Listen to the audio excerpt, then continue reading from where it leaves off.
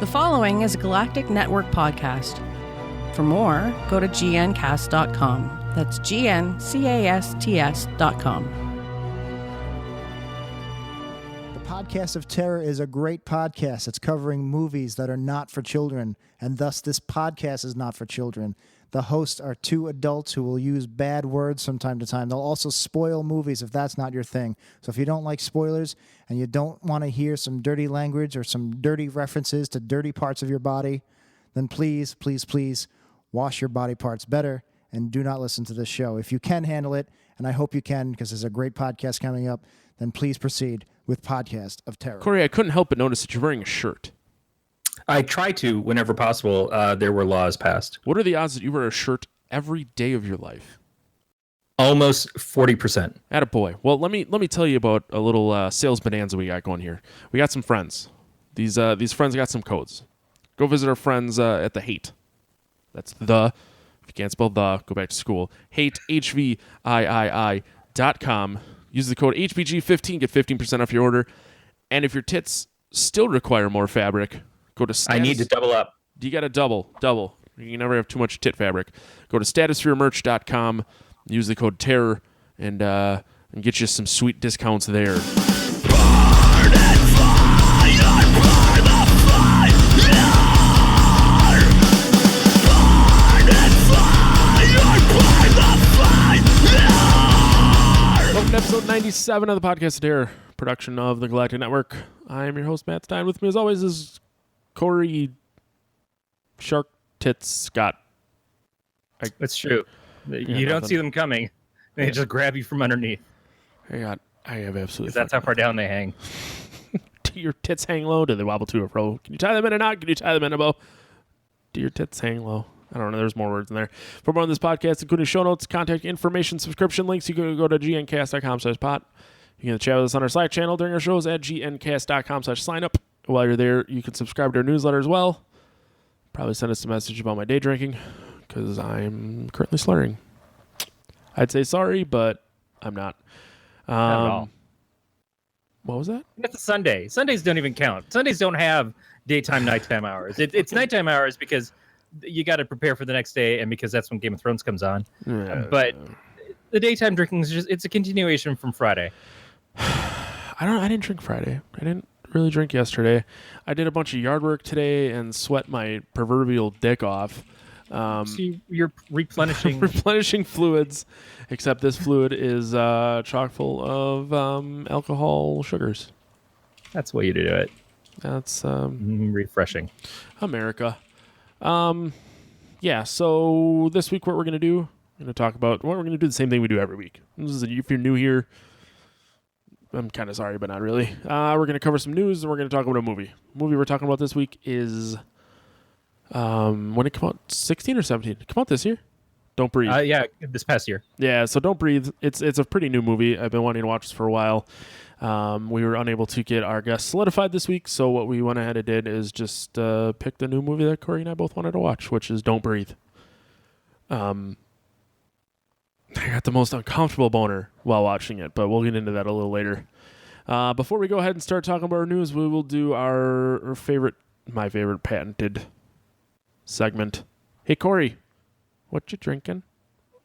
Basically sweat coming down from my forehead and just dripping into my mouth. just licking the sweat as it drips down your face. Yeah, I was fortunate enough that I got up early this morning and I got to record an episode of 90s Percentile that's coming out in a couple of weeks. I know. So it doesn't come out yesterday? It doesn't come out this week. It comes out the following week. So that would be Monday, July 24th. So actually this coming Monday from the day you're listening to this. Yeah, about a week from now. But it allowed me to be in my office, which is the one room that has an air conditioner in it. And I was very happy about that. And then I went back to the other portion of the house and was just miserable. And I've had 2 fans die in the last week. They just gave up. They're just like, no, fuck this. So, and I think one of them I found hanging from the ceiling in the garage. Now we're down to 5 fans because 2 of them died. Oh, man. So lying there without a shirt on, cats don't even want to be near me at this point. It's just we all give up. How hot is it there right now? It's only in the 90s, but it's in the 90s. And if you don't have a way to cool off, it's not helpful. Why do you live there? It was something I did in my 20s, and I'm still trying to figure it out. Yeah, that sounds like a terrible place to live. It's man, we talk about this sometimes. Aaron doesn't want to move to any place that's as hot or hotter than California. And I'm like, yeah, the problem is that California doesn't understand that it's hot, or Northern California doesn't understand that it's hot. Yeah. So most of the homes here don't have air conditioning, which makes no sense at all. I guess power consumption or something, trying to be green maybe. But it's just so shitty because if you go to Arizona, yeah, Arizona's miserable hot, but every place has air conditioning. And California does not. That's stupid. I could never live anywhere without air conditioning. It is 70 degrees outside. My air conditioning is turned on. We have an in-window air conditioner that my father got us when he and my mom were out visiting a couple years ago. But our windows are all slide open, so it doesn't just sit in there. And I don't know how to make that shit work. It was one of those things we were going to do while he was here, and they had to leave. So it's just been sitting in a box for the last 2 years. Fuck that noise. I'm just willing to cut a hole in anything. Are you putting your dick in it? Might. Oh, for the air conditioner. I just didn't see that with the dick. I'm sorry. Yeah. I could not live without air conditioning. Like, I'm standing up in one of my best friend's weddings in Kansas in September. And we had the option to stay where the wedding is, or we had an option to get in a hotel. And Alyssa and I decided to get the hotel, ultimately because I can then turn the air conditioning down as low as I want. And I'm like, she said that, and I'm like, cool, done. Yep. You don't really have to. You don't have to convince me anymore. Yeah, when I've gone to Rhode Island a couple of times, the air conditioner in the hotel that I stayed at has been spotty at best, and had just pissed me off. I mean, Rhode Island, of course, is humid as shit when it's hot. The first thing I do when I get into any hotel room is turn the air down to 60. Yeah. And then, so when I go down to Madison for work, I turn the air down to 60. When I get up in the morning, I turn the heat up to 80. So that my dick doesn't shrink because it's small enough, so I don't need it any smaller. And then I like that. Yeah. I like my dick shrunk because, first of all, it's its natural state, but secondly, because it does less damage to my pants. I have a tendency to blow the crotch out of my pants, especially khakis. Wow. They're wag your noodle pants, and it just my noodle is violent. There's nothing wrong with that. I have split the crotch in 2 pairs of pants while working. That's a true story. I usually wear the pants until I split the crotch at work. That's. Oh, by the way, I'm drinking the Dudes Brewing. It's a boysenberry wheat ale because my vagina. I don't know if you saw it. I posted something about the Not Your Dad's Mountain Ale. I did. I've seen it in the store too, and I was. I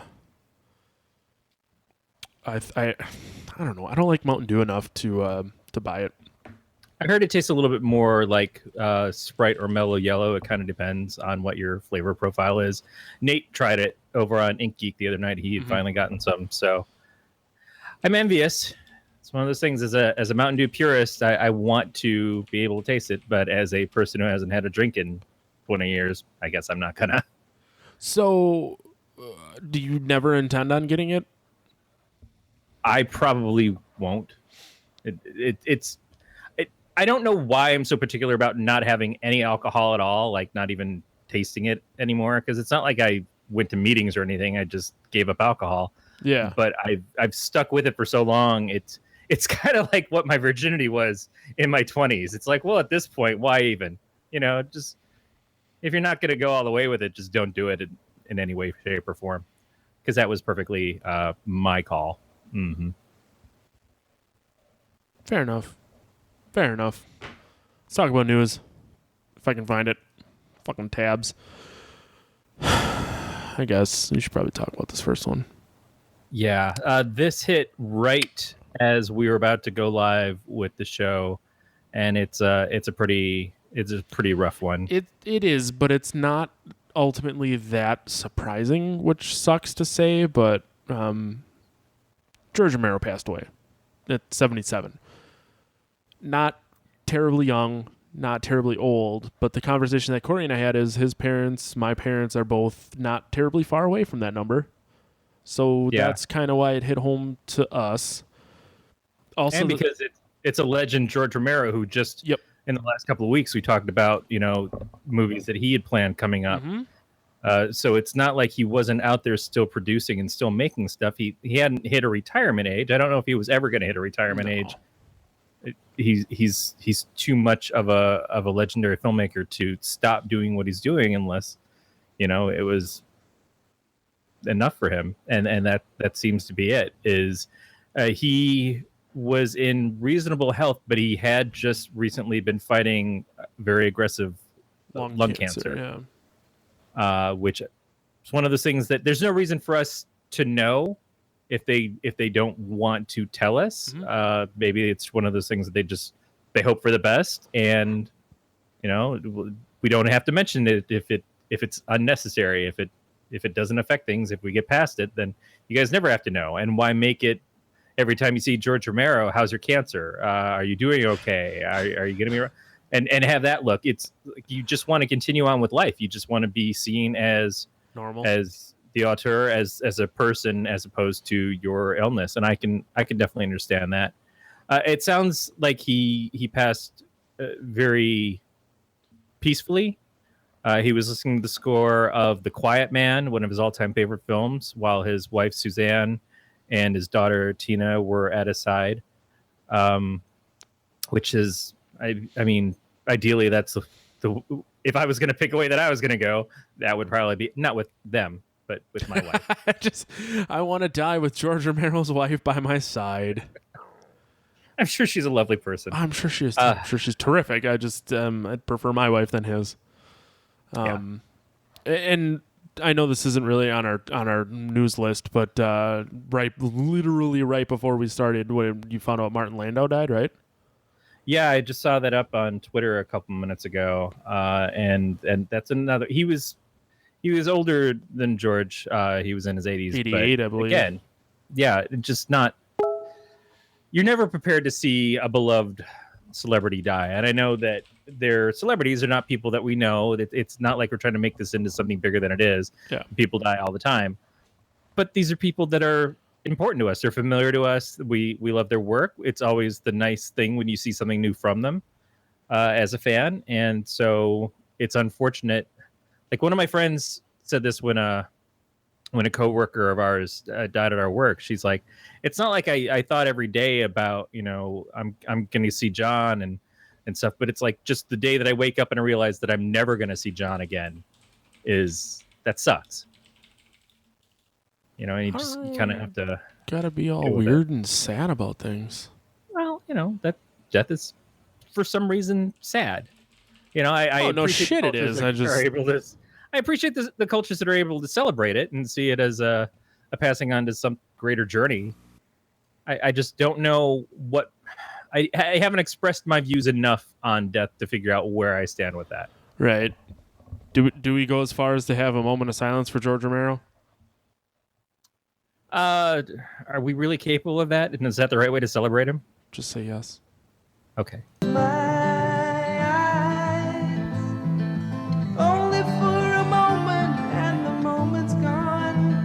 All right, I gotta stop that before we hit any copyright laws. You can only play it for a moment, and the moment's gone. And the moment's gone. Oh my god! I didn't even get to the dust in the wind. There we go. Can't hit any copyright laws there. Pulled down on YouTube tonight. YOLO swag for Jesus, son. Let's go to the next news story that's less sad. Really glad I came up with that Kansas idea. As we previously talked about, The Dark Tower is being made into a movie. The news story we have today is that the TV series will be the origin story of The Dark Tower, which I didn't know this was happening. I was pumped for the movie, and now apparently they're making a fucking prequel for TV. And the original pitch from Ron Howard when he was talking about making the Dark Tower series was it was going to be a series of movies, and in between the movies there was going to be TV series. And it was such an ambitious project that most people didn't buy into the fact that it could happen. And they were like, well, where are they going to play? How is it going to work out? You know, is it going to be the tone the same? Are you going to be able to get the movie actors into the TV series? Well, it does sound at least that Idris Elba himself has signed up for the series. And I think we've seen less of a stigma in the way of TV series since probably The Sopranos. But certainly when you look at the HBO show's successes and Matthew McConaughey, who was playing Randall Flagg in the Dark Tower movie, did an HBO series not too long ago, did the first season of True Detective. Idris Elba, I think, is still occasionally doing seasons of Luther for the BBC. So I don't believe that any of this is something that is too far out of the norm for these guys, but it makes it so huge of a project to have movie, TV series, movie, possibly another TV series, which I don't know what would be the follow-up then. And this TV series, being the origin, is supposed to follow the fourth in the Dark Tower novels, which is Wizard and Glass. So, as I understand it, because I have not read them, I've tried to read the first one, time is very amorphous in the books. And this series is also supposed to take place after the books in some way. Like, I don't know exactly what the details are of that. I keep hearing it hinted at from people who are fans. I don't know. You're excited for the movie. Would you then watch the series? Probably. I tried reading. I tried listening to the audiobook while mowing the lawn, and I just got real lost. Because it's not that it's not complicated. It is. It's an epic fantasy in its own way that is from a horror writer and has a lot of inroads to his other stories. So it's an epic fantasy about Stephen King and Stephen King's work, which is really cool to be the author who gets to do that. Like if I did an epic fantasy about my work, first of all, I'd have to fucking publish something. But secondly, it's like no one's going to give a shit. Most people, no one's going to give a shit. I don't know, even if you're George R.R. Martin, who's already got an epic fantasy, but if he did something about the works of George R.R. Martin and his stories and they all interacted with each other, I don't know how they would do. Like, you've got Game of Thrones and you've got the wild cards and what? Just wake me up when you're done talking about Game of Thrones. Yeah, sorry. It's on tonight. Game of Thrones is right there with Doctor Who to me. Sorry, little excited. Sorry, Seth, and you know the new Doctor premiered today. No one gives a fuck. You're wrong, by the way. But yeah, I am interested in this, and it's going to be one of those things that benefits because of how we watch things now with the streaming services, to have everything in one place at once. That there are going to be people who see the movie and maybe don't get to the series right away. There will be people who see the series and maybe don't get to the films right away. But at some point, you're going to have that ability to watch the movies and the TV series in order on a Netflix or a Hulu or whatever. Probably Hulu, come to think of it, because there's so much Stephen King stuff going to that original content. That, yeah, I think it'll be great in the long run. But what a journey to try to make all that stuff. Yeah. Yeah. Whatever. Yeah, whatever. Whatever. That's my response. Whatever. I think I fell asleep for 45 seconds, actually. So you're basically saying that you just orgasmed? Yeah, I am. I'm sorry. I didn't want to admit on the show that I masturbated. Jizzed everywhere. I did. There's sitting in the wet spot. My keyboard is stuck. It's a real mess over here. Ashley in the chat just mentioned Preacher. I'm super duper far behind. I think I'm on episode 4 of season 1. Yeah, we haven't started season 2 yet. I'll power through, I swear. And my wife is like, "Oh, Game of Thrones is on tonight." I said, "Yeah, but we've got 5 other shows that are on the DVR that we have to catch up on, and we're watching Big Brother because we're dumb." And it's like, how much of this do I have to dedicate myself to? Like, I just want to. The DVR is full. The DVR is really close to full. Oh, the thing is we can get through the shows that we watch together quickly, but it's the things that I watch that don't fucking ever last. See, I have the opposite. I think that there are shows that we are watching, but it turns out no. Whenever I want to watch it, I'm not in the mood for that. So it's like if I was watching it by myself, I'd bust through it really quick. But it's this moment of, I watched all this second season of the show. Oh, why would you watch that without me? Because you never wanted to watch it. So thanks for dicking me over on this one. It's just thanks for creating that trap that I just fell right into. It's a trap. Did you watch Dirk Gently? Ashley wants to know. I didn't. I've never even heard of it. Dirk Gently is from the same author who did the Hitchhiker's Guide to the Galaxy series, but Max Landis did a TV series of it on BBC last year, and I was very happy with it, even though it was very different from the books. Much like Preacher. Maybe I'll have to watch Dirk Gently. I don't know. Yeah. So speaking of screwing up the books, our next story, brought to us by our friends at HorrorGeekLife.com. Anne Rice needs help choosing the next vampire Lestat. Well, Anne, first of all, I think you needed help choosing the vampire Lestat in your first movie, Interview with a Vampire, many years ago. Oh, wait, she didn't want Tom Cruise to play the guy. It just kind of happened without her. And then she had to go later on and say, oh, no, Tom Cruise is great. Please go see my movie. I get a check from this. Anyways. Wow. In her post, the author explained, we talk a lot about who can play Lestat, and we all know that if we don't get that right, nothing else may matter. This is one series in which the star plays a superhero role. I am thinking of an unknown will come to us for the part, but who are the up-and-coming young actors you all want to see and want to suggest?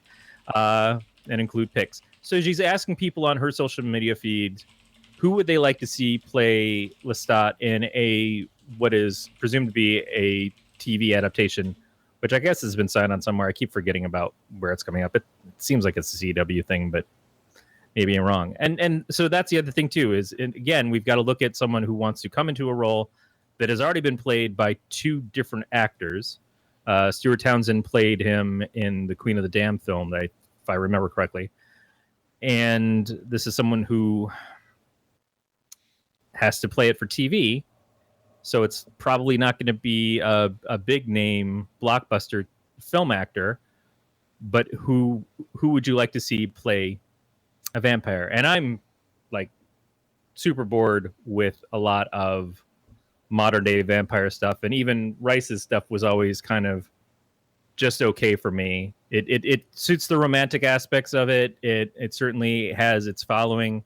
But I couldn't really read the books because she just would drone on for 30 pages at a time about New Orleans, and that put me to sleep, much like Matt falls asleep doing the show. I'm not falling asleep. Sorry. I'm talking to our guitar player. We're trying to make a set list for the show we have in 2 weeks. I got to multitask, and Daddy's got to make money. Anyway, so I guess people have suggested Timothy Olyphant, who seems not quite right to me, and I love Timothy Olyphant. Justified is one of my favorite TV series of all time, and I've liked Timothy in other stuff too. I even like his crappy Hitman movie because I think it's excellent, even though I know it's pure shit. They've also recommended Jared Leto because disappointment breeds more disappointment. Do you take that back? I love Jared Leto. I would have all of his babies. Yeah, okay. You saw Suicide Squad? I didn't think it was the worst movie in the world, but I like, what was it, Lord of War and Requiem for a Dream and his band 30 Seconds to Mars before everything shitty that came out after that one album that was really good. Yeah, and as Jordan Catalano, he leans great. I don't know. He's always kind of hit or miss. He can do really great stuff, but he still annoys the piss out of me for some reason.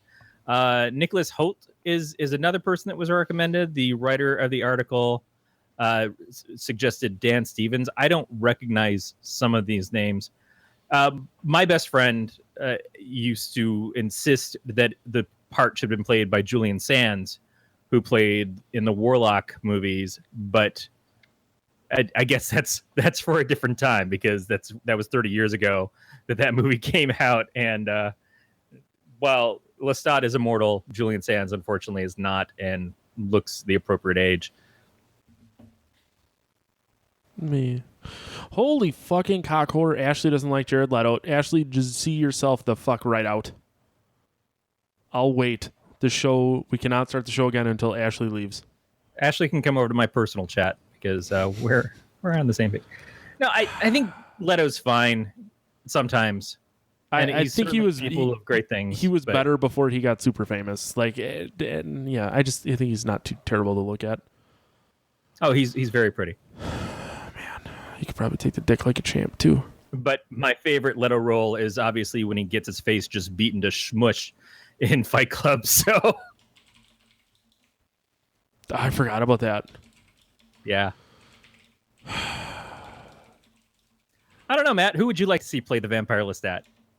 Keanu Reeves. Keanu Reeves, who is already a vampire. Yeah. I don't know. I don't know. I'm bad at actors. I'm good at beer. Bad at actors. Yeah. I'd like to see this tall, pale stout play vampire Lestat. Yep. Vampire Lebats. There's a brewery somewhere around here that makes a white stout. That could be a vampire because it's white. No, that's first of all racist. Secondly, no, it's not. It's blood red. Fine, we'll need to get a nice amber, maybe a bourbon barrel aged amber because those are always generally old as fuck. Yeah, they can call it thicker than water. There's got to be one out there, as it should be. And finally, can I get you excited about this next one? I don't know. Kinda. I saw a lot of people. I'll let you introduce it, and then I'll make my point because I don't want to ruin it. Our final story: Quentin Tarantino is beginning work on his next movie, which is going to be about the Manson family murders. I was very curious what happened to Shirley Manson's family. Is Garbage still going to go on tour? Garbage still exists. Yeah, Garbage is still a band, unfortunately. I like Garbage. Well, I liked Garbage in the 90s. I haven't listened to their stuff. We all liked Garbage in the 90s. Now, the 2010s Garbage is literally garbage. Yeah. I wish I had a rim shot sound clip. Boom, boom, psh. Whatever you do to your asshole, do it on your own time. I'm taking yoga to lick my own butthole. So Quentin Tarantino has begun work on his next project. He is putting the finishing touches on a script for a movie about the real-life Manson family murders. A script focuses on Sharon Tate, the actress and wife of director Roman Polanski. So maybe we will touch upon him touching upon a youth. Sharon Tate was killed by the infamous cult in 1969. I constantly see somebody posting some fake news site, and I mean fake news site, not fake news, all the time, just like Manson's being released this year and he's going to be freed from prison. It's like, it's always bullshit. Please stop posting that. I love you, Facebook family. I understand that we all get fooled sometimes, but just do a little tiny bit of Googling before you repost that crap, because it's not going to happen.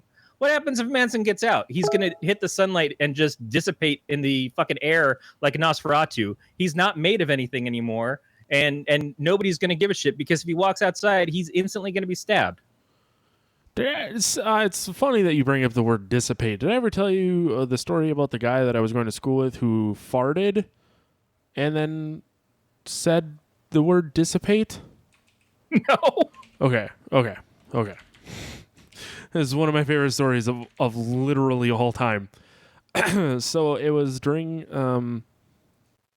the summer, and it was like a nighttime accounting class, and we had a break because it was like 4 to 9 on Wednesday nights or something stupid. And we're totally off topic here, but I don't give a shit because this story's fucking great. We're standing out in the hall, and there's this guy in my class, and he walks over, and we're talking or whatever, and he just shits his pants. And he looks at me, and he starts waving his arms, and he goes, "Let that motherfucker dissipate," and just walked away. I was like, holy shit. And it smelled like a dead body. Oh, God. It was easily the only thing I remember from that class. And that's what you want to do, is when someone's just had a hot summer fart, is open your mouth to laugh. I tasted that man's insides. Oh God. And he at least knew to run off, and you're just left sitting there. I was sitting. He was standing. Yeah, I was. Oh God. Him and his farts. Wait, me and his farts became one that day. I don't even know what's happening. He didn't just do a drive-by. He napalmed you because that shit actually stuck to your skin. It just burnt a hole in me. Oh boy, that is beautiful. So speaking of burning holes, Tarantino. What this article goes into is Tarantino did Inglourious Bastards, which is the closest he's come to doing something based off of like a real, true life kind of thing, except he changed what happened so that the movie could have a better conclusion than what happened in reality. And that's a question: is he going to take that tact again? With maybe Sharon Tate lives and she gets into an exoskeleton and she says, just fucking get away from that child, you bitch, to Roman Polanski. There's so many questions as to what this movie is going to be. Right now, the rumored cast includes Brad Pitt and Jennifer Lawrence would be in the Sharon Tate role. Just rumor. I mean, he's working a script. That doesn't mean that anybody signed up for anything yet. But two quality people that I could definitely see doing great work in a movie, and Tarantino stuff is at least fun, but I question doing something that's based off of such a well-known real story. But okay, so it's so different for him. But I like that he does different stuff too. One of my arguments is so the movie The Black Dahlia that came out is obviously based on the unsolved murder of fuck, this sounds really bad. I don't remember her name. The chick they named the Black Dahlia. Fuck. Google. Save me, Google. Elizabeth Short. Okay. Elizabeth Short, the actress, was murdered. They have never found, to this date, unsolved murder. And they made the movie The Black Dahlia, and in the movie, they solved the murder. Yeah. That shit drives me fucking nuts. Well, in The Scarlet Letter, Demi Moore didn't want the character she was playing to have an unhappy ending, so she's like, yeah, we changed it. It's like that, and that's just literature, but it's pretty fucking well known and important literature. Yep. And so I the balls sometimes that people in Hollywood have. But Tarantino has never shied away from, I'm making my movie the way that I want to make it, and I'm telling the story I want to tell it, and that's just how it is. So I admire him. And I admire his ability to do that because he's worked hard enough to get to be successful enough to have carte blanche to do these kinds of things. I don't always love his stuff. And Inglourious Bastards is one of those ones where I watch it and I'm like, maybe I'm not into Tarantino anymore like I used to be. I don't feel like being successful is okay for you to rewrite history. History happened for a reason, and it should be left that way. Yeah, but he's not really rewriting history. He's making a movie. But you're kind of right in the fact that there are going to be people who watch the movie and just assume that that's how it happened. Yes, and that's my problem. I agree with your point of he's not really rewriting history. He's just making a movie. But there are people that will watch that movie. So I'm going to go back to the Black Dahlia here. So there's someone who heard about it and was like, oh, I'm going to watch this movie. And then they watch the movie and they're like, oh, this person really killed him. This is how it happened. Yeah, and that person's going to fail their civics class in high school and hopefully fall off a roller coaster and break all their bones. You should have just read the Cliff's Notes. Fucking bitches.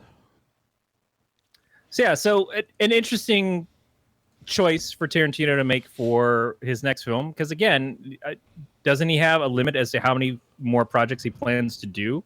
Well, before he stops making movies. That's what, based off of what he said himself, is like, I'm only going to do this many more and then I'm going to be done. Right, but he's Quentin Tarantino. He can do literally whatever the fuck he wants. Oh, yeah, he can lie like Barbara Streisand and come back for another tour every 5 years. This is the last one. Seriously. I'm finally going to be able to pay for that nose job. Fucking worst. And a straight husband. Yeah, so that's it. That's the news. Awesome. Before we go ahead and start talking about Don't Breathe, I should probably talk about the fact that we got yet another 5-star review on iTunes. Oh, crap. I'm super glad that I just thought about it. Literally just opened it, just found it. This is, I know where this one's from.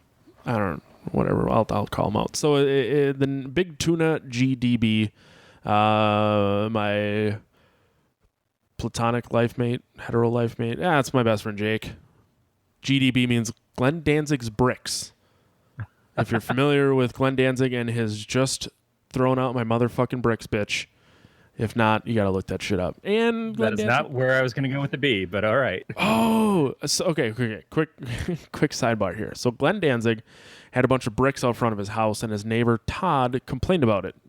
So that's where I got the name Fuckhead Todd from, because Glenn Danzig called his neighbor Todd Fuckhead Todd. And apparently he was getting rid of the bricks, and someone came over and said something to him, and his response was, "I'm just throwing out my motherfucking bricks, bitch." That's beautiful. That's where that came from. And it sounds like it could have been written for the episode of Aqua Teen Hunger Force he was in. Yeah, kind of. And then Big Tuna, I just call him Big Tuna all the time. I actually got it. So Jim Halpert from The Office, he was called Big Tuna. So I got Jake he was a vegetarian for a long time. I got him a World's Best Vegetarian trophy one year for Christmas. And the company called me and they're like, "Did you mean to say vegetarian?" I'm like, "No, just fucking print it." Anyways, I just talked about my lifelong best friend. Anyways, the review is first-time caller, long-time listener. As a listener, there is such an appeal, a show that has dialogue with such natural flow like Pod has. It's kind of like hanging out in a room with your two old pals and listening to them shop on horror news and movies. The variety of guests is also a very rad aspect of the show. I think it's cool these guys do the work to get the cool guests that can add the quality to the show. I'm starting to get a little fuzzy, so I'm sorry that I'm reading this horrendously. I really do appreciate the work that these guys put into this, and I cannot wait for the future of the show. This is one of the few podcasts that I really look forward to. Matt and Corey, thanks for all the hard work. Thanks, Jake. I love you. That's I love incredibly your support. nice. Yes. And by the way, it's not so much hard work as you find a show that is really, really good, and you just rip them off left and right. And that show happens to be from WePodcast.com. Yeah. He didn't have to dime us out like that, but he's not exactly lying. Nope. Let's talk about Don't Breathe. Let's talk about it. You said it made you horny. It was okay, so the first thought I had is when they're robbing the first house, I'm like, why is this guy jerking off all the time? I thought that was really weird and graphic, but then towards the end of the movie, it being so graphic made a little more sense. But I didn't know that he was actually jerking off as much as I thought he was play acting jerking off, because there was a lot of spray. There was a ton of spray. No one sprays that much. Yeah, that does not look authentic. Not unless your name is Spray Nerd. Like, I mean, maybe in some of the videos from Japan. I don't know. All my stuff is from Sweden. Yeah. But that gave you an uncomfortable boner? No, I was just like, what the fuck? And then I don't mean to go straight to the end, but the end with the turkey baster. Oh God. I mean, that's one way to impregnate somebody, but. So speaking of straight to the end, let's start out with what I'm gonna. Let's just call it what it is. Have you ever seen CinemaSins? The YouTube videos. Nope. Okay, so it's basically somebody goes through and they play the movie and they show you all of these CinemaSins in that movie, and these are very cliche things that are done all the time. Like, here's the cliche this, here's the cliche this. So the first thing I noticed in watching this movie is it opens up, which to me is a CinemaSin, and it shows us a scene from partway through to almost nearly the end of the movie at the beginning. The breaking in point is something that happens later on. So you already have an idea of this one scene is going to come up later, and it doesn't build so much as into anticipation as it does. It's just like, yep, look forward to this. And it's supposed to give you tension at the beginning to set the stage of this being a horror movie, because they have no other way to set the tension, because none of it really starts until they're 20 minutes into breaking into the house. But it's kind of a bullshit move. Yeah, This movie took a lot of weird, like, left turns while still staying on track, in my opinion. Yeah, so we should probably point out the guy who directed this movie is the guy who directed the remake of The Evil Dead, which also starred Jane Levy in that part. Yeah. And so most of the criticism he got from that were things like, well, your movie is a remake, so you're not really a real filmmaker because it's not your original idea. You concentrated so much on blood and gore instead of story and all of these things and stuff like that. So he made this movie as kind of a counterpoint to it. So there's not a lot of blood and gore in this. Which a lot of this there didn't need to be blood and gore. It still did what it needed to do. Yeah, it's got plenty of gross. Yeah. All the tension comes from the actors. There's points where it's just like you're waiting in anticipation of things to happen, and that's causing your tension to rise. Another thing is he took stuff away from the characters as opposed to giving them powers.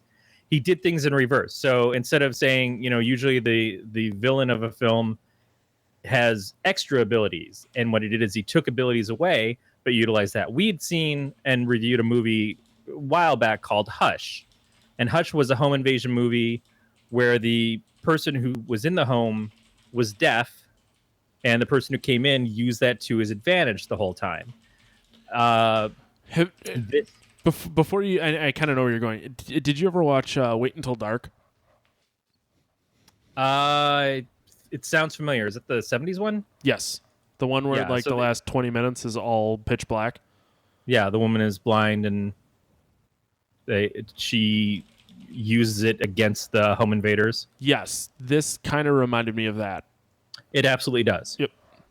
Yeah, it's a very similar theme, except in that you were rooting for her. The home invasion was still, you were against those people. And this, you wind up, the people you're supposed to identify with are the people who broke into the home, and they're the ones you want to see survive. And the person who had their home invaded is essentially the bad guy. And which we get to at see first that's earned. Yeah, which at first you want to root for him. Yeah. And then there's the fucking left turn where you find the chick strung up in the basement. Which is a really solid left turn. That was one of those moments where it was like, I was not prepared for this. Mm-hmm. And then when you find out the reasoning of why she's there and what the circumstances are. Pure insanity. Wow. Yeah. That's... I'm not a rapist, but I made her pregnant. Well, and that's the thing. Like, obviously, if you missed the spoiler alert at the beginning of the show, you're...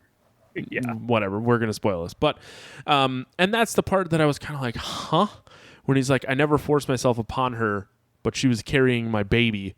And then basically pulls out a fucking turkey baster and some tube, where tube ends up being jizz, and he sucks up jizz in the turkey baster and says, I'll let you have your life back in 9 months, and then strings her up in some sort of medieval sex swing.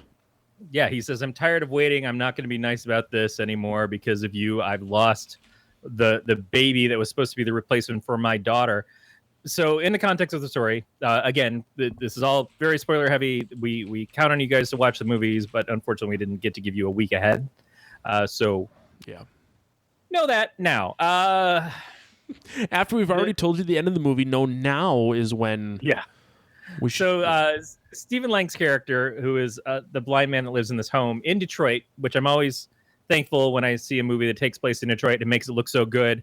By the way, the movie was not really filmed in Detroit. It was mostly filmed in Hungary. Which is weird. It happens. RoboCop was supposed to take place in Detroit, and they said that a lot of the tenements didn't look bad enough, so they filmed it in Houston.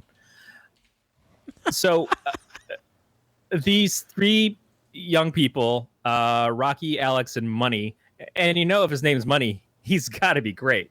Didn't he have a dollar sign tattooed on his face? I'm sure he did. I'm sure he could have been played by Jared Leto. And I don't mean real life Jared Leto. Why do you gotta be ragging on Jared Leto? He likes it. No, he doesn't. Likes to take the liquid spray. So these three, to me, kids, they're in their 20s. They're all trying to get out of Detroit. They're breaking into people's homes using the father of Alex's security business.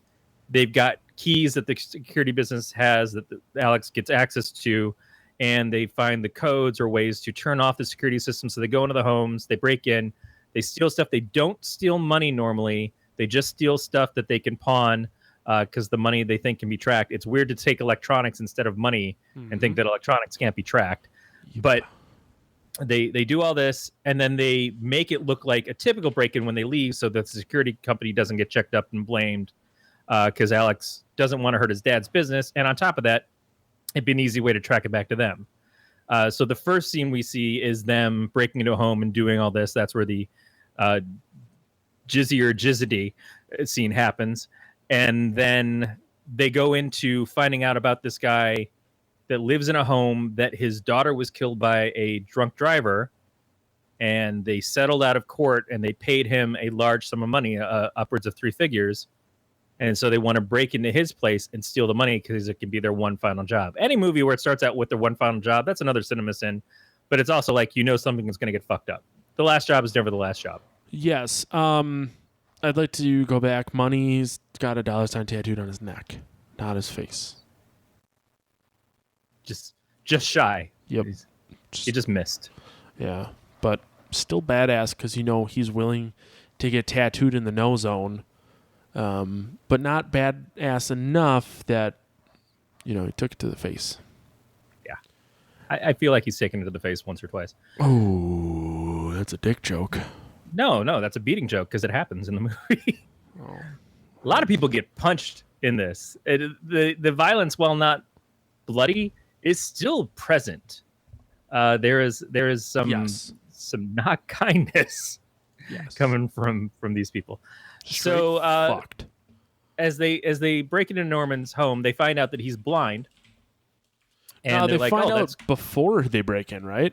But just before, like they don't realize that until they're parked in his neighborhood and they're scoping the place, and then they see him and his dog, his big Rottweiler, walking through, and they're like, "Oh, he's blind. Well, that's going to make this even easier." And that's, they don't normally break into places where the person is, I think, and so a weird thing that they try is money goes into the guy's room. And Norman hears him and gets up for a second, turns off the TV, and on the TV he's playing a video of his daughter from when she was still alive, and he's just kind of like replaying that. He turns the TV off, goes back to sleep. Norman puts some powder into a bottle of water and punctures it so it's supposed to gas the guy and keep him asleep. I didn't really pick up that was something that they had shown us before. We're just supposed to understand what he's doing. And then it obviously doesn't work because the guy hears them and comes out and breaks money a new one. Yes. I like to take a breath once in a while, and I figure you'll jump in there. I mean, you really kind of summed up the middle of the movie in which I left. It was very cut and dry. It was not bad. I did enjoy the movie. I was looking to see if they're still planning on a sequel, which it appears that they are as of May, that they're still doing a Don't Breathe 2, which will focus once again on the blind guy named Norman, correct? Yeah. Yeah, so on Norman, not the other ones, because clearly 2/3 of them are dead. But I don't know. Like, how do you... unless this one solely focuses on him finding a girl to string up and turkey baster vagina. What is his motivation after this? Well, he still wants a child. Got around to it. He still wants the child. Yeah, that's his motivation. So what we find out after Money is killed and Rocky and Alex make their way to the basement and they're trying to find their way out of this house after they've actually found the cash. And they're trying to get away with it, and they know that Norman's onto them. They're in the basement trying to find the one exit out because the locks and everything are pretty tough in this place. This guy is living in Detroit. He is the only person left in his basically a city block. All the other houses are abandoned and trashed, and this guy has made this into essentially a fortress, as you would living in Detroit on a city block that nobody else is at. But when they are in the basement, suddenly the lights come on and this woman comes jumping out at them. And it turns out that she's tied up to a device that signals a bell upstairs. She has been kidnapped. This is the part where I was like, "Oh crap! I did not see that coming," so to speak, about a blind guy. And she is the person who killed his daughter in the auto accident because she was rich. She got off, and he says that his point of view is, well, you took away my little girl, so you owe me a child. So he has kidnapped her, keeping her prisoner, has impregnated her. In his view, he hasn't raped her, but he has forced impregnation with his own sperm.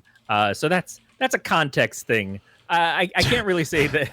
Like, as That's a crazy weird. person, I can see that you think, okay, I've got a moral value. I've got a line that I haven't crossed. No, you fucking crossed the line, dude. You absolutely fucking crossed the line. But in his craziness, he believes that once he has this kid, he will be able to let her go. She'll go on with her life. He'll go on with his life with this child, and it'll all be okay somehow. It'll all even out. So he's not altogether there. There's certainly room for him to have some PTSD from being in the war, from losing his sight in the war, and from losing his kid. I expect that he has issues that he needs help with, some assistance mentally with, and he's not getting that, and probably doesn't seek it. But that's where the idea of we should feel some sympathies for this guy completely goes away. Yeah, man, like we kind of mentioned earlier, I thought it was originally you're rooting for Norman and not the kids, and then when you find the chick strung up in the basement,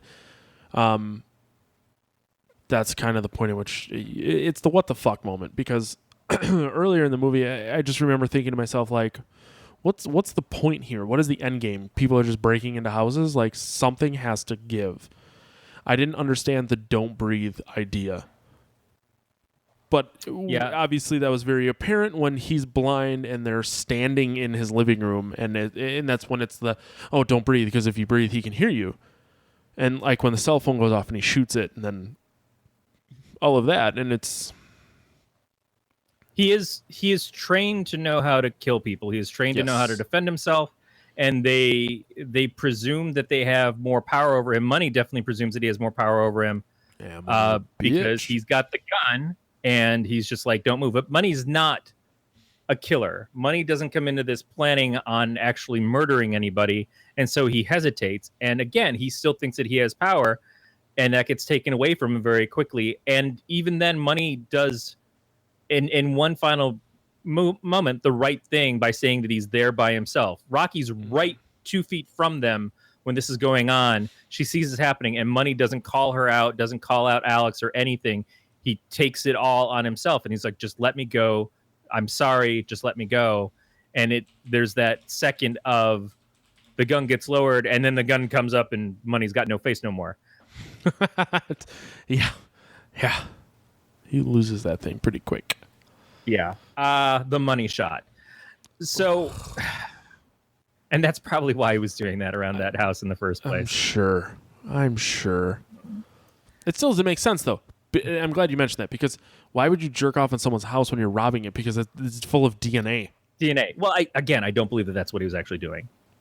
So what else was he doing?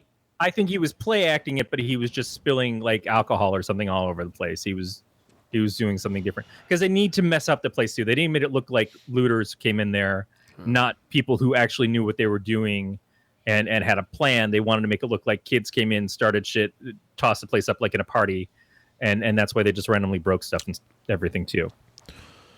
I know the the writer of this movie is listening, so we're going to need you to send an email to pod@gncast.com and let us know what happened there. Did he jerk off? Yeah. Was it a joke? Jerky joke? Fill us in. I mean, every time someone jerks off, it's kind of a joke. I never feel great after I'm done. It's a joke you play on yourself. I started a joke that started the whole world crying. Yeah. there's not a lot to say about this movie without like going into every scene of they did this and this happened and this thing. What I do want to say is that the ending, let's just jump right to that. We lose Alex in the film. Rocky, she's trying to get out of there, and the reason why the money becomes so important to her is like her family life is terrible. Her mom used to lock her up in the trunk when she was a little kid, crying because her father had died. But she's trying to get away and bring her kid sister with her too, because she doesn't want to leave her sister in this abuse. So this money really is like a big deal to her, and that's her end goal. And so that's why she doesn't give it up at times when it seems like she should give it up. In the end, she does finally get away. We go through some parts where we come back to the beginning of the film where she gets away, but Norman winds up dragging her back to the house. But she does finally escape. But in the end, when we see her at the airport with her kid sister and they're flying away to California, we also see the news story that she watches where they found Norman, and they're talking about the home invasion. And they're talking about how Alex and Money broke in and they wounded Norman, but he's fine. And they just talk about it as a break-in. And I don't understand how, if cops are going through a house and it's an active crime scene, how they're not going to wind up in the basement and seeing the place where someone was chained up. And there's no way that he had time to clean all that stuff up when the cops showed up there right when she was getting away and he had just fallen down and taken a bullet in his side. So that whole thing as an ending rings as bullshit to me. It doesn't make any sense in the regard that he gets away with it. I don't feel that was an earned ending. And I feel like that's part of the reason that there's a second one. But I don't think they're going to address any of that. Which is terrible. It's like I really want them to kind of address what they didn't address, but they're not going to because fuck. Yeah, and even then, she's at the airport. She can call and leave an anonymous tip and saying, that guy, there's a body in his basement from the girl who, like, she doesn't even have to know the person's name. They know that this girl is gone. They know that this girl has an association with him. Mm-hmm. She's missing. It's not going to take a lot of the work for them to look around and find the thing that he'd poured her into to get rid of the corpse, essentially. So they obviously did a glance over in this storyline. They did a glance over of the property and just said, we found this guy, we saved his life, and here's the two people that invaded it. But maybe they were still actively looking through the crime scene and they hadn't released that stuff. So maybe he escapes from the hospital when they finally decide, oh shit, there's a lot more going on here than we realized. The first thing we leaked to the press was just the overview. And as we dig deeper, we realize there's more and more. And so he has to get away. But I don't feel like he had the ability to get away the kind of shape he was in at the end. Unless it opens in the next movie like Michael Myers at the end of Halloween to Halloween 2, where he's in the ambulance and it's like all of a sudden he wakes up and I'm not dead. Fuck that. And now I'm going to kill everybody at this hospital. That's the only thing I can think of that in a horror movie trope kind of works. But I do know that I think it might be Sam Raimi. They described to Sam Raimi the plot for the sequel, and he said it was the single best idea for a sequel that he's ever heard, and he's not joking. So that's good. And I trust Sam Raimi as a filmmaker and a storyteller. So if he believes that, great. I just think that as I watch this, there are several parts where it just didn't work for me as successful as this film was. And that this film was very successful. For about a $10 million budget, it made, I think, in the $160 million range between U.S. and domestic and international. And what they finally pulled after paying for promotion and everything else was about $60 million for the movie. So 6 times the budget in profits is very good. And it's one of those things that horror films get to enjoy more than giant blockbuster films do, because you have so much more invested into making those things, all the effects and stuff. This is a very simple movie to make in the budgetary concerns, and certainly a lower pay scale, I think, for the talent, but well acted. I believed in, for the most part, in the people that were in this. It was good, but it wasn't as fantastic as what I was expecting with the way that people were going on and on about it when it came out. Yeah. I'm content. Do you want to any other points you want to make, or do you want to go ahead and? No, I feel like I've tore it up enough to go right into rating it. All right, let's go to the Fap Cave. All right, if you don't like our jerk off jokes, you can get the fuck right out of here. If you don't like our jerk off jokes, here's our jerk off scale. Yep, we're gonna talk about jerking off now. The Sometimes you jerk off so much you get scales. That's why I like this movie so much. There's jerking off. Fab scales are three-tier scale of jerking offedness. We go 3 categories on a 0 to 5 scale, starting off with the feature. If you're unfamiliar, the feature is the story. Was it original? Was it interesting? Acting? All of that business. Corey, you have to go first. I think the story was good, minus the caveats of what I've already mentioned. The acting was fine. I certainly like Jane Levy. Stephen Lang, and this is very good as the intimidating blind person, which is not, I think, an easy thing to do. Right. He nailed it, and there's a reason why I think his star power probably improved from this movie, and I'm glad for him. But I still can't look at it and not see the shortcomings, so I'm gonna have to go with a 3. Yeah, I certainly agree with that. I give it a 3 also. It was a new concept for a movie while also not being at all a new concept for a movie, if that makes any sense whatsoever. It was a twist on something that existed, but the twists did give it some originality. Yeah, but it didn't give it enough originality that it's like that fucking awesome. Right. Like, it was a good movie, but it wasn't as good as what it was made out to sound like it was. And that's a terrible thing to be in, is when you watch a movie after several months of it and people have raved about it, do you judge it based off of the fact that people built your expectations right to be higher than what they should have been? And I'm not trying to rate it from that. I'm just trying to rate it from when I'm watching it. I think it was fine. I think it was certainly better than 50% of the other crap that's out there. And that's why it lands right in the middle. I would give it more than 50% of the crap, but yes. Next up is the attention. Would you purchase the movie? Would you recommend it? Would you tell your friends to watch this, Corey? Would I tell them to watch it? I would not tell them to avoid watching it. It's not going to go as high as even Hush did for me. I think Hush was more interesting. Some of the horror movies that we've seen, like It Follows, because I kept thinking about It Follows because it also took place in Detroit. I rate those higher. I'm not interested in buying this. I would certainly maybe rewatch it again if I'm in the right mood for this kind of film, but it's not something that I'm going to put up on my shelf. So I'm going to say 2. Wow, you and I were like fucking angels. I also gave it a 2. There's nothing in this movie that makes me want to go back and watch it to like try and get more out of the story. Like, but I would watch the sequel.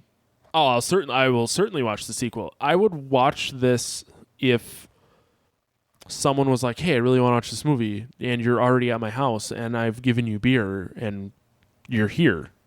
But I would never. Or if someone's over at your house and it's on TV, and you're looking for something to watch, you're like, "Oh, we can land on this," and I feel okay making you watch this as opposed to watching some other piece of crap. Yep, and that's really the perfect example. Is it's like I would never be like, "Hey, you have to come over and you have to watch this specific movie, or you have to go home this weekend and watch this specific movie for this reason." If it's on and there really isn't anything else on, cool. But other than that, I wouldn't. With that, the last we have is our panic, effects, surprise, edge of seatness. Surprise, they ruined part of it by giving you a scene at the beginning. I'm harping on that probably way too much. It's not that huge of a deal. It just, as soon as I saw it, I recognized it for what it was. I'm like, well, that feels a little cheap, and it feels like an overused thing to do with films like this. The effects were good in the sense that the house gave you a good amount of creepiness, but it also seemed evocative of Buffalo Bill's basement in Silence of the Lambs, and at that point it becomes Silence of the Lambs and that whole last scene with Jane Gum.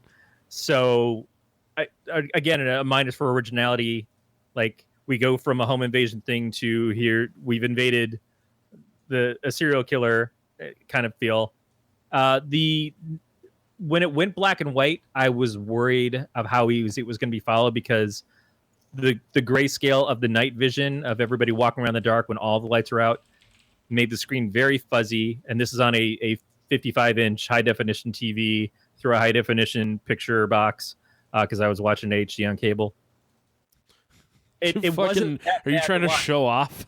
No, I'm saying that if I watched all the this high on definition a shitty 20-inch CRT TV, I would probably be pretty pissed, because it would just be a bunch of blobs up on my screen. If you're watching this on a 20-inch CRT TV, go back to the 50s.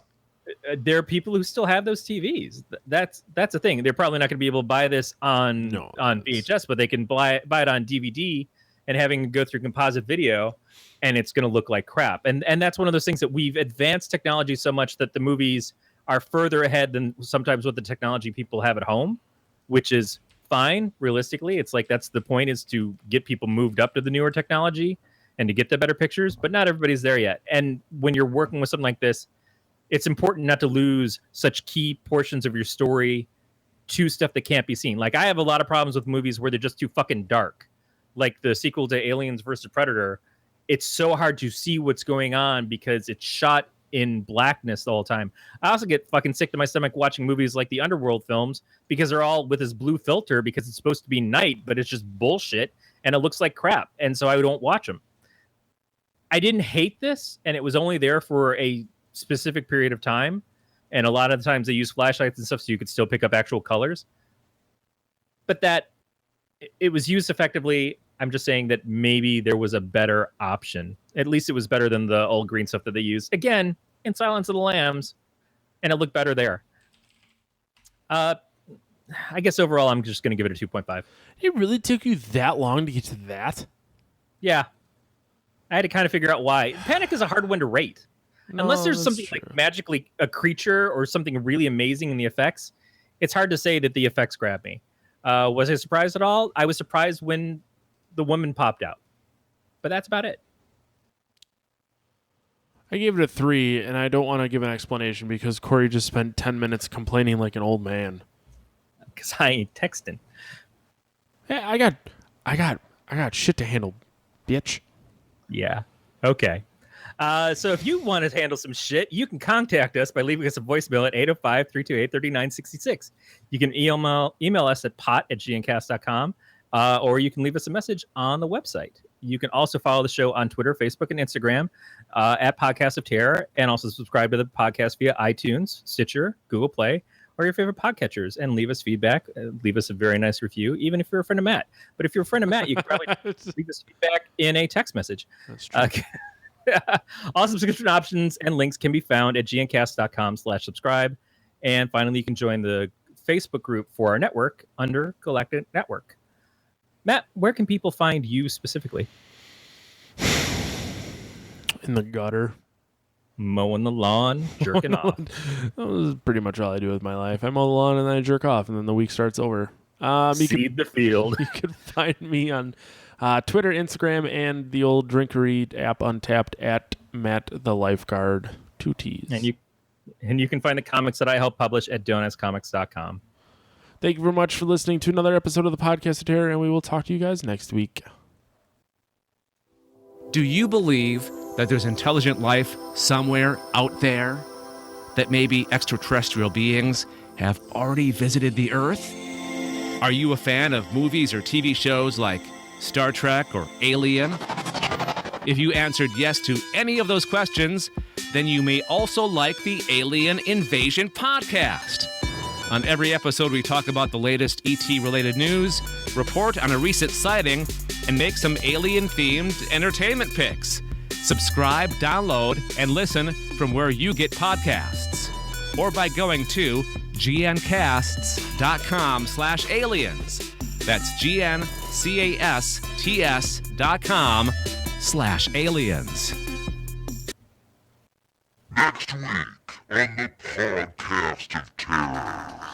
Next week, we're going to be talking about Salem's Lot, the old 1975 Stephen King flick. I haven't watched it in a grip, if you're into that. Looking forward to it. I haven't watched it in the grip either. I also haven't seen it in a long time. I think a grip is a long time. A fortnight's 2 weeks. Grip might be a little longer. I thought in a grip was like something like Michael Hutchins did before he died, or how he died. I didn't know what that reference was. And you're the old one, too. I am. That's a damn shame. Well, thank you very much for listening to another episode of the podcast here, and we will talk to you guys next week. Stay scary, everybody.